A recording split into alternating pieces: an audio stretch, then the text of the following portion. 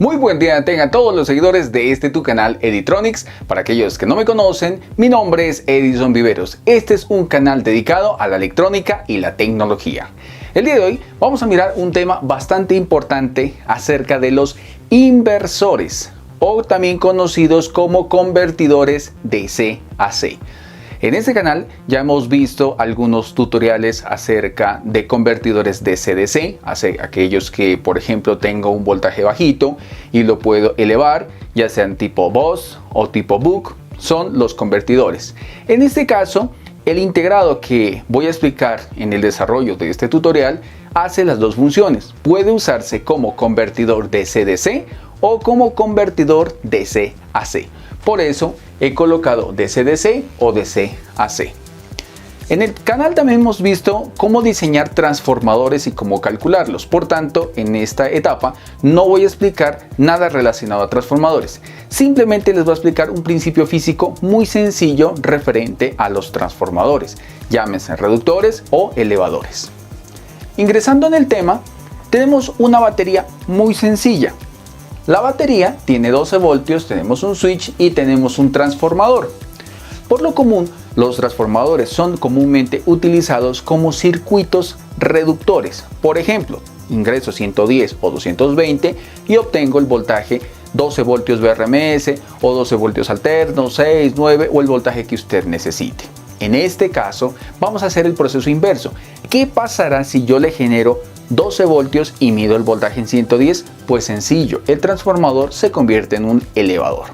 Aprovechando ese principio de lo que es la autoinducción y lo que es el número de espiras, a mayor número de espiras, mayor voltaje, menor número de espiras, menor voltaje, es como funciona este prototipo. Tenemos un switch y tenemos la batería. Cuando yo cierro el switch momentáneamente, el campo magnético que se genera en esta bobina se induce sobre la siguiente bobina y al inducirse, lógicamente en su salida genera un voltaje. Pero si ese voltaje lo mantenemos estable, o sea, cerramos el switch y lo dejo ahí, el campo magnético tiene una polaridad y por ende ese voltaje con ese campo magnético no induce campo magnético y por ende no induce voltaje en su secundario. ¿Qué quiere decir con esto? Quiere decir que necesito desconectarlo para que la bobina se desenergice y luego lo vuelvo a conectar y vuelve a generar, lo desconecto, lo conecto, lo desconecto, lo conecto. ¿Qué estoy haciendo con eso? Estoy haciendo que un voltaje variante que estoy logrando con el switch genere un campo magnético variante y ese campo magnético variante genera un voltaje variante, como lo vemos acá. Pero tiene un problema. Solamente se ve 0 y un voltaje positivo. ¿Cómo lo puede usted ensayar en su casa de una forma muy sencilla? Coja un transformador de 12 voltios, un transformador típico que usted tenga en su casa que sea reductor, coja una pilita de 9 voltios y por la entrada de 12 voltios del transformador coja la pila y dele toquecitos a la batería, o sea, conecte un cable y otro cable como estamos viendo acá. Conecte su pila y por el otro lado va a haber más o menos unos 80, 90 hasta 120 voltios dependiendo pues del transformador que usted tenga. Simplemente trátelo de verificar con un multímetro. Si usted quiere ensayarlo pues tóquelo, pero reitero, es 110 voltios, así que tiene el riesgo lógicamente de una electrocución, pero recordemos que esto es un momentáneo. Si yo cojo la batería y le comienzo a dar toques al cable, lógicamente voy generando 110, 110, 110 a la salida. En este caso, yo he hecho el experimento con una pila cuadrada de 9 voltios, muy descargada, darle toques y tocarlo por el otro lado, pues simplemente me genera un estartazo. Como la batería está descargada, pues no me va a pasar nada. Pero si cojo una batería de carro, no, es peligrosísimo. Nunca vaya a intentar eso porque esos son 110 voltios. Entonces, tenga en consideración estos pequeños tips. Ahora, si yo genero un switch, tengo mi batería, por tanto estoy generando un voltaje positivo. Entonces, ¿cuál sería la solución para generar un voltaje alterno? En este caso tengo una batería, pero tengo dos switches. Q negado y Q. En este caso, si cierro switch 1, una de las bobinas se energiza, genera un voltaje, luego abro este switch, cierro el otro y sucesivamente estoy generando tanto el ciclo positivo como el ciclo negativo, ciclo positivo como el ciclo negativo. Y de esta manera yo tengo un inversor básico. Ahora, el principio es, a mayor switcheo, lógicamente logro tener mayor voltaje en la salida, porque mantiene más permanente el voltaje positivo en el transformador. Pero aquí cabe recalcar una cosa, que los transformadores que nosotros compramos normalmente están diseñados a 50 o 60 Hz. Por tanto, por más switcheo que yo le genere, más de 120 Hz, el voltaje tiende a caerse en vez de subirse. Pero los inversores comerciales, los que son profesionales, normalmente este tipo de inversores, por su diseño, ya tienen transformadores Chopper, tienen transformadores de alta frecuencia, por lo cual pueden generar altas corrientes con bajos voltajes, hablando de 110 o 220 a 35, 100, 200, 300 amperios, y por eso su gran desempeño. Cuando hablo de inversores, estoy hablando de estos equipos. Estos equipos reciben por estos terminales, por ejemplo, 12 voltios y por su salida generan 220 o 110 voltios. Como vemos acá, tenemos uno de 5000 vatios. Esto es una altísima potencia. Realmente no es muy pesado, pues sí pesa, pero no mucho. Me imagino tal vez unos 2 kilos pueda que pese. Y puedo tener pues muchísimas cargas. Estos vienen de 12, 24, 48 y 60 voltios. El que vamos a diseñar y a explicar en este tutorial y en un segundo tutorial es simplemente de 12 voltios. Pero el cálculo para el de 24 o cualquier voltaje es el mismo. Entonces ahora sigamos con la siguiente etapa. Comprendido el tema de forma general, lo que se diseña es lo siguiente. Tengo una batería, tengo un circuito de control y ese circuito de control tiene un Q y un Q negado. ¿Por qué? Porque nunca pueden tener la misma magnitud. O sea, siempre tiene que haber switch 1, switch 2 con las siguientes condiciones. 0, 0, 0, 1, 1, 0 y 1, 1. 0, 0 jamás se debe presentar porque el transformador ingresa en corto.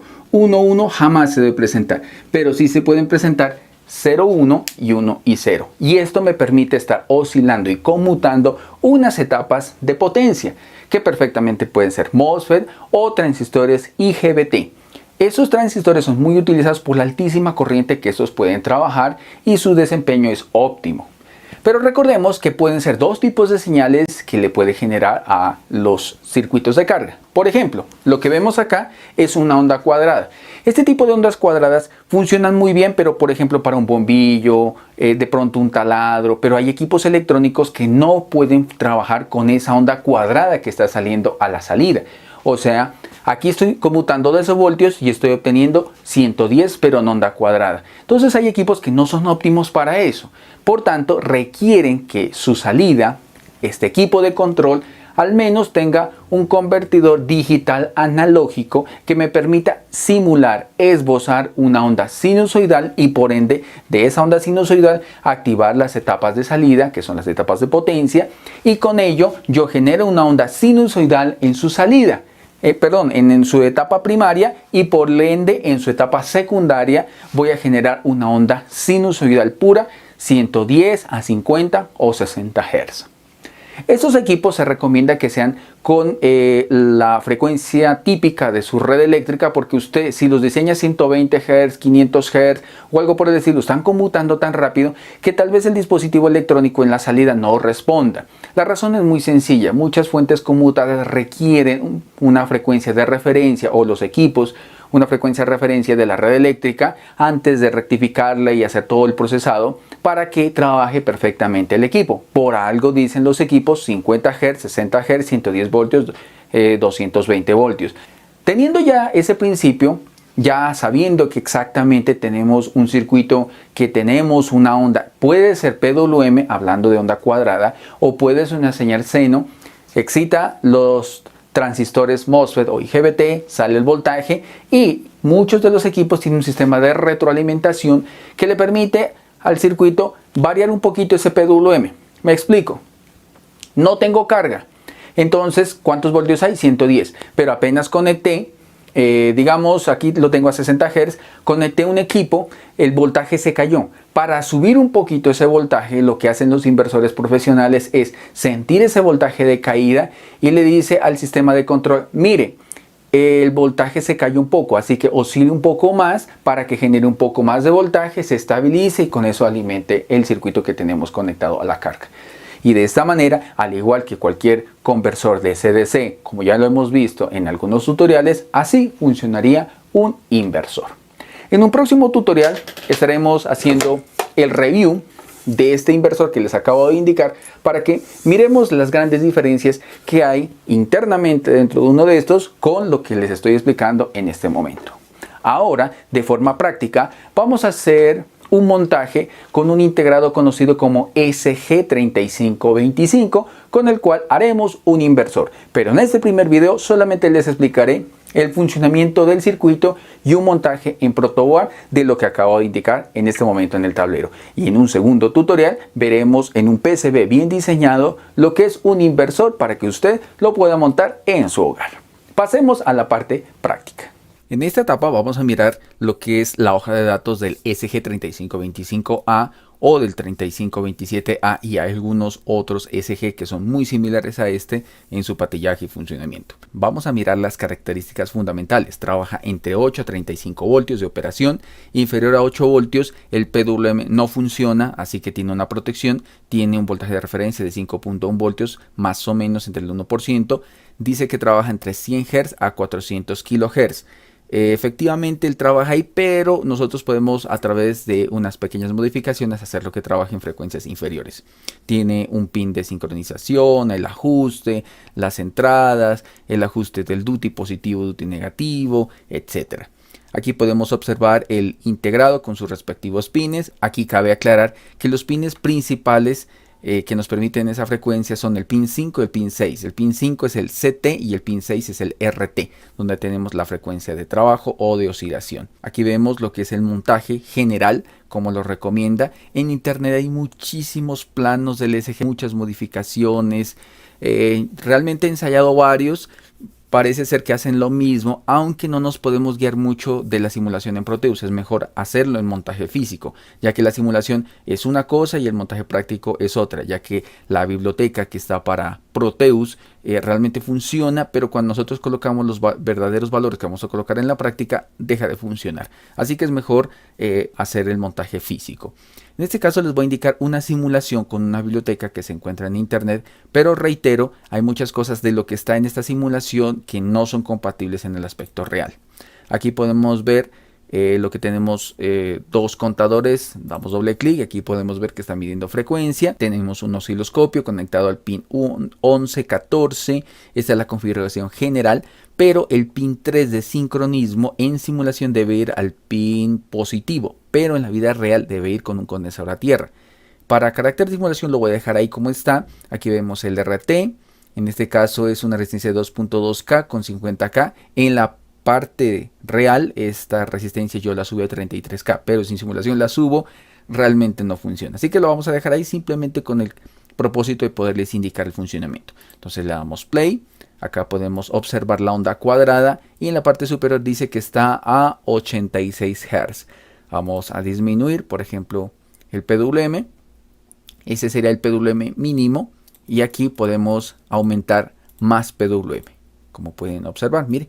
Y si quiero variar el duty, entonces acá vamos a bajar y mire cómo yo puedo ir controlando el duty. Veamos un momento. Eso, ahí ya. Mire cómo se puede controlar. Efectivamente, reitero, para la simulación funciona más o menos. Esta biblioteca tal vez le falta algunas cosas de pulir, así que no hay que confiarse de esta simulación. Una cosa que hay que detallar aquí es que, mire, por mientras el uno está en ciclo positivo, el otro está en ciclo negativo porque tiene un Q y un Q negado. Entonces vamos a verificar exactamente cuál sería el plano definitivo. Aquí podemos observar el inversor SG3525 de 12 voltios. Aquí podemos detallar la ecuación que en la hoja de datos no está, la encontré en otras referencias bibliográficas. Dice que F es igual a 1 sobre CT, que es el condensador que esté conectado a el pin 5, en este caso es de 220 nanofaradios.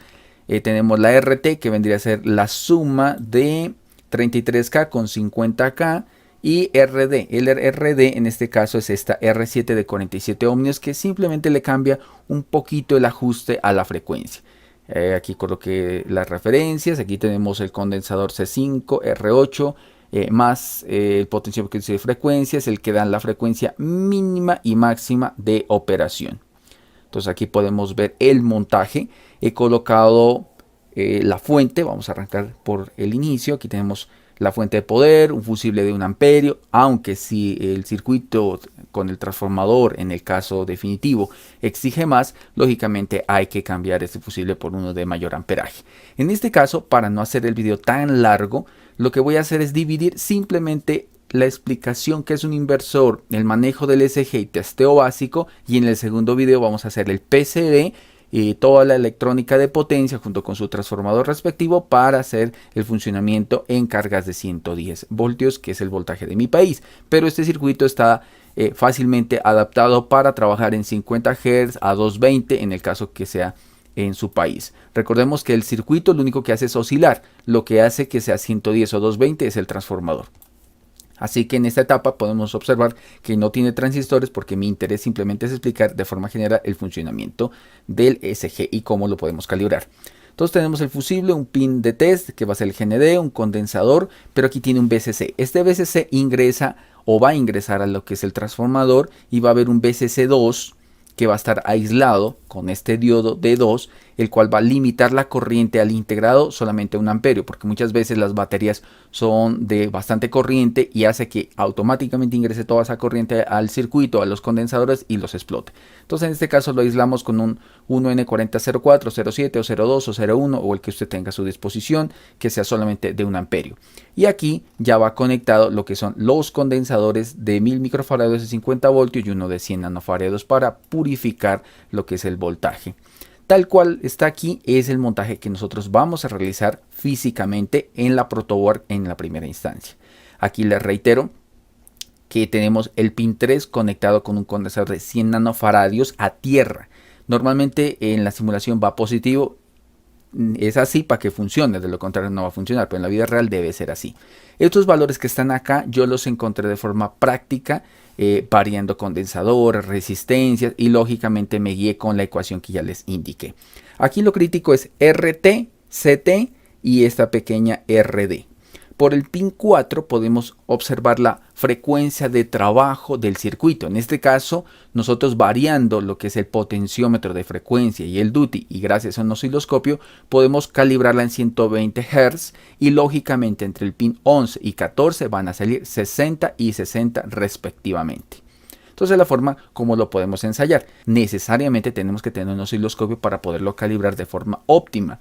En este caso, este potenciómetro que va al pin 2 lo que me permite es calibrar el duty. Entonces cuando lo movemos a un extremo queda 50-50. Cuando lo movemos al otro extremo queda más o menos en un 10-13% del ciclo de trabajo.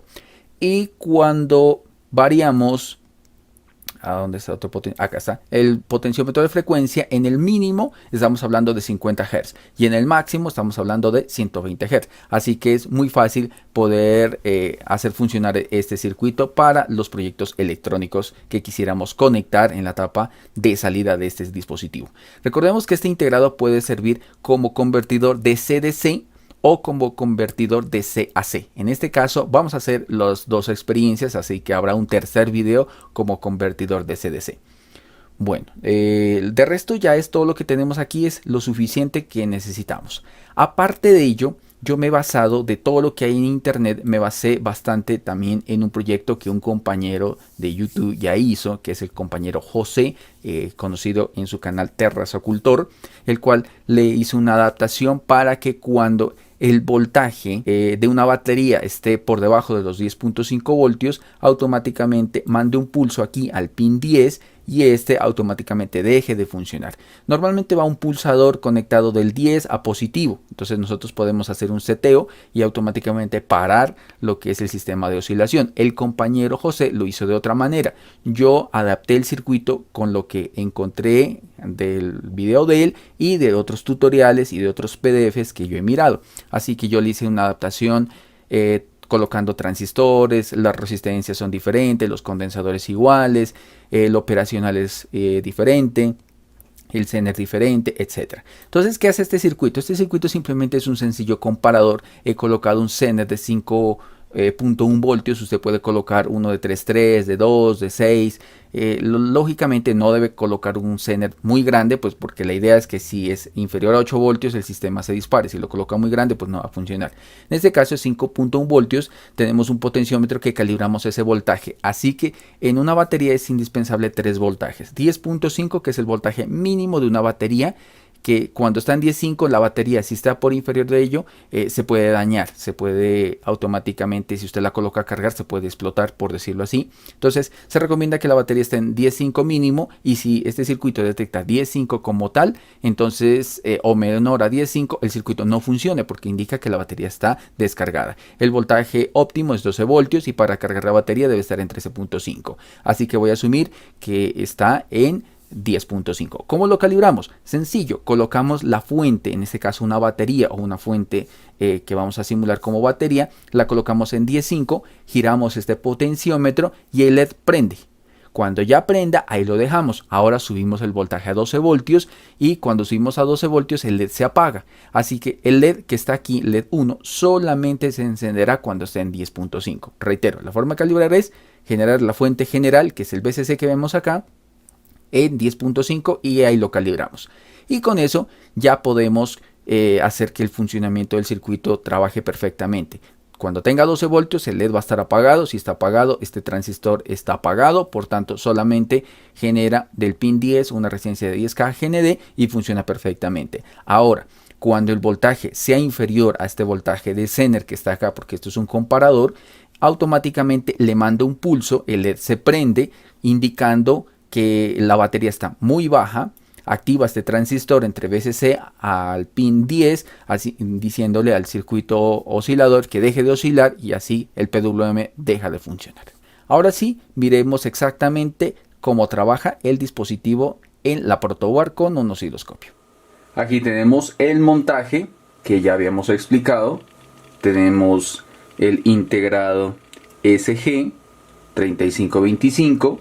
Tenemos lo que es el amplificador operacional, que usted puede utilizar cualquiera que tenga a su disposición. Lo único que se recomienda es que el voltaje de trabajo sea, por ejemplo, de 25 o 32 voltios. En este caso tengo un LM358, también puedo utilizar un LM741. Lo único que difiere son los pines de alimentación. Tenemos el botón que nos permite parar el PWM.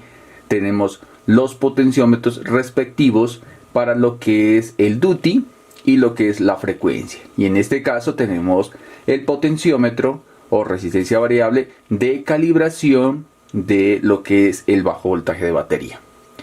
Ahora lo que haremos es verificar el funcionamiento con el osciloscopio. Lo primero que vamos a hacer es verificar exactamente que el circuito esté completamente ensamblado. Tenemos dos sondas, una sonda que va a una de las salidas y la otra sonda que va a la otra salida. Tenemos una fuente de 12 voltios simulando lo que fuese una batería. Lo encendemos y ahí podemos observar perfectamente la onda cuadrada de cualquiera de los dos canales. Ahí lo pueden ver, 59 Hz. Por ejemplo, con el potenciómetro que tenemos acá, por ejemplo con este verde, vamos a verificar lo que es el duty, ¿sí? O sea, el ancho de pulso o ciclo positivo y ciclo negativo. Ahí podemos observar cómo yo puedo ir variando perfectamente la señal sin ningún inconveniente. Y aquí podemos detallar que está en el 49% del ciclo positivo. Vamos a variarlo. Mire, podemos variar, lo dejé estable desde el 13% del ciclo positivo hasta aproximadamente el 50%. En este caso es 49.77%. Y la frecuencia la podemos variar con el potenciómetro rojo que vemos ahí. Y vamos a variar la señal. Mire cómo estoy variando. Vamos 94 Hz hasta 120 Hz. Así que lo dejé para cualquier país que esté mirando este tutorial. Puede ser desde los 50 Hz. Ahí lo tengo mínimo 48 Hz. Lo puede calibrar 50, 60, 100, 120. Ese sería el tope. Lo único que necesitamos para cambiar a mayor frecuencia sería pues simplemente cambiar lo que es el condensador y la resistencia, y con eso nos permite hacer la variación respectiva de la frecuencia de trabajo. Ahora vamos a ensayar lo que es la protección de voltaje bajo de batería. Esto nos va a permitir que si la batería está bastante baja, nosotros podamos colocar un circuito de protección para evitar dañar la batería, aunque el integrado tiene una protección. Si él detecta un voltaje inferior a 8, el integrado de por sí ya no funciona. Pero recordemos que las baterías tienen unos 3 voltajes, más o menos 10.5, que es el voltaje mínimo. Luego es 12 voltios el voltaje de funcionamiento y el voltaje de carga, que es 13.5 aproximadamente, que es conocido como el voltaje de flotación. Para este caso yo lo he calibrado en 10.5. Entonces vamos a colocar el voltaje y voy a asumir que la batería está descargada. Entonces vamos en 11. En 10.5 se tiene que apagar el PWM. Listo, lo pudieron observar. Está en 10.4, el PWM se apagó, el LED se encendió, indicándome que el circuito se encuentra automáticamente protegido. Ahí estoy apagando las luminarias para que puedan detallar. Mire. Ahora voy a volver a subir el voltaje y él automáticamente vuelve a hacer trabajar el sistema PWM. Como pueden observar, es un circuito bastante fácil, sencillo de montar, calibrar y colocar en funcionamiento. En el siguiente tutorial estaremos observando ya el circuito funcionando en una PCB con todos los drivers, la tapa de salida para alimentar cualquier carga eléctrica o electrónica que nosotros quisiéramos colocar. Esto ha sido todo por hoy. Se despide el ingeniero Edison Viveros. No olvides de suscribirte a tu canal Editronics. Seguirme a través de las redes sociales, Facebook, Twitter, Instagram, a través de mi página web www.editronics.com y a través, lógicamente, de YouTube. Este es el primer tutorial. Recuerda que va a haber la segunda parte de este tutorial donde ensayaremos toda la etapa de potencia, transistores, transformadores, la mejor configuración, 100% funcional. Un circuito inversor de onda cuadrada, perfectamente se puede hacer también una UPS si nosotros quisiéramos. Entonces, quédate pendiente de tu canal. No te olvides, suscríbete. Chao, chao.